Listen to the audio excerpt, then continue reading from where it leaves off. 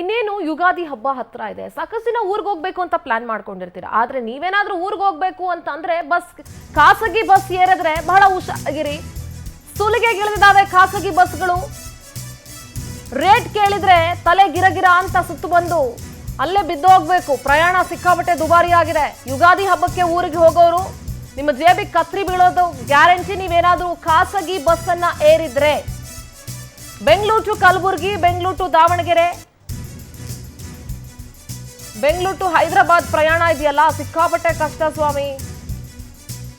Ticket ದರ ಕೇಳಿದ್ರೆ ನೀವು ಬೆಚ್ಚಿ ಬೀಳೋದು ಗ್ಯಾರಂಟಿ. ಸಾಮಾನ್ಯ ದಿನಗಳಿಗಿಂತ 3ರಿಂದ 4 ಪಟ್ಟು ದರ ಹೆಚ್ಚಳ ಮಾಡಿದ್ದಾರೆ. ಖಾಸಗಿ ಸುಲಿಗೆ ನಿಲ್ಲೋದು ಯಾವಾಗ ಸಾರಿಗೆ ಸಚಿವರೇ?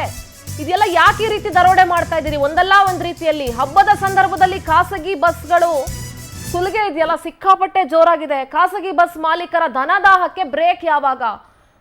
ಊರಿಗೆ ಖರ್ಚಿಗೆ ಒಂದಷ್ಟು ದುಡ್ಡು ಇರ್ಲಿ ಅಂತ ತಗೊಂಡೋಗ್ತಾರೆ ಜನ. ಆದ್ರೆ ಹೋಗಕ್ ಬರಕ್ಕೆ 3-4 ಸಾವಿರ ದುಡ್ಡು ಖರ್ಚಾಗ್ಬಿಟ್ರೆ ಹಬ್ಬ ಏನ್ರಿ ಮಾಡ್ತಾರೆ? ಎಷ್ಟೋ ಮನೇಲಿ ಒಂದ್ 5,000 ರೂಪಾಯಿ ಹಬ್ಬ ಮುಗಿಸೋಣ ಅನ್ಕೊಂಡಿರ್ತಾರೆ, ಒಂದ್ 10,000 ರೂಪಾಯಿ ಹಬ್ಬ ಮುಗಿಸೋಣ ಅನ್ಕೊಂಡಿರ್ತಾರೆ. ಅದೇ ದೊಡ್ಡ ವಿಚಾರ. ನೀವು ಹೋಗಿ ಬರೋ ಚಾರ್ಜೆ 3-4 ಸಾವಿರ ಆಗೋದ್ರೆ ಅಪ್ ಅಂಡ್ ಡೌನು, ಜನ ಏನ್ ಹಬ್ಬ ಮಾಡ್ಬೇಕು?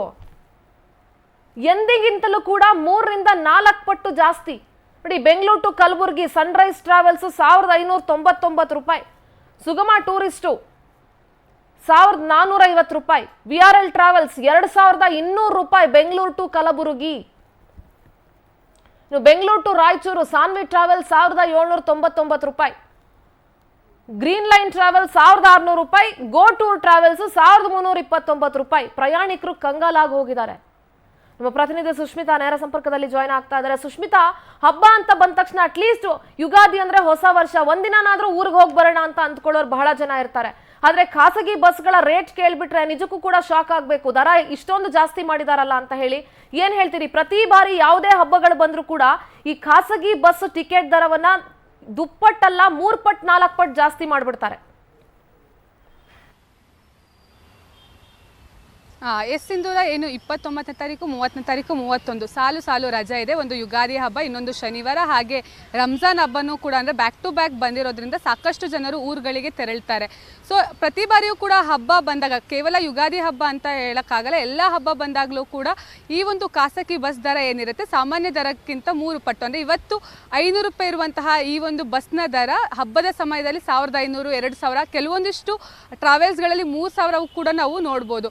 ಅಂದರೆ ಪ್ರತಿ ಬಾರಿಯೂ ಕೂಡ ಖಾಸಗಿ ಬಸ್ ಮಾಲೀಕರ ಸುಲಿಗೆ ಏರ್ತಾನೆ ಹೋಗ್ತಾ ಇದೆ. ಇದ್ರ ಬಗ್ಗೆ ಸಾಕಷ್ಟು ಕಡಿವಾಣ ಹಾಕಬೇಕು ಅಂತಲೂ ಕೂಡ ಸಾರಿಗೆ ಇಲಾಖೆ ಪ್ರಯತ್ನವನ್ನು ಪಡ್ತಾ ಇದ್ರು ಕೂಡ ಕೆಲವೊಂದಿಷ್ಟು ಸಾರಿಗೆ ಏನು ಕಂಪನಿಗಳಾಗಿರ್ಬೋದು ಇದ್ರ ಬಗ್ಗೆ ತಲೆಯನ್ನು ಕೆಡಿಸ್ಕೋತಾ ಇಲ್ಲ. ಹಾಗೆ ಕಳೆದ ಬಾರಿಯೂ ಕೂಡ ಹಬ್ಬದ ಸಮಯದಲ್ಲಿ RTO ಅಧಿಕಾರಿಗಳು ರೇಡನ್ನು ಕೂಡ ಮಾಡಿದ್ರು, ಸಾಕಷ್ಟು ಬಸ್ಗಳಿಗೆ ನೋಟಿಸನ್ನು ಕೂಡ ನೀಡಿದ್ರು. ಸೊ ಆದರೆ ಇದರಿಂದ ಏನಾಗ್ತಾ ಇದೆ ಅಂದರೆ ಪ್ರತಿ ಬಾರಿಯೂ ಕೂಡ 3ರಿಂದ 4 ಪಟ್ಟು ದರ ಏರಿಕೆ ಆಗೋದ್ರಿಂದ ಸಾರ್ವಜನಿಕರಿಗೆ ಸಿಕ್ಕಾಪಟ್ಟೆ ತೊಂದರೆ ಆಗ್ತಾ ಇದೆ. ಯಾಕಂತ ಹೇಳಿದ್ರೆ KSRT ಬಸ್ಸಲ್ಲಿ ಕುತ್ಕೊಂಡು ಹೋಗ್ಲಿಕ್ಕೆ ಆಗೋದಿಲ್ಲ, ಸ್ಲೀಪರ್ ಬಸ್ಸಲ್ಲಿ ಹೋಗೋಣ ಅಂತ ಹೇಳ್ಕೊಂಡು ಬಹುತೇಕರೆಲ್ಲರೂ ಕೂಡ ಟಿಕೆಟ್ಸ್ನ ಬುಕ್ ಮಾಡ್ತಾರೆ.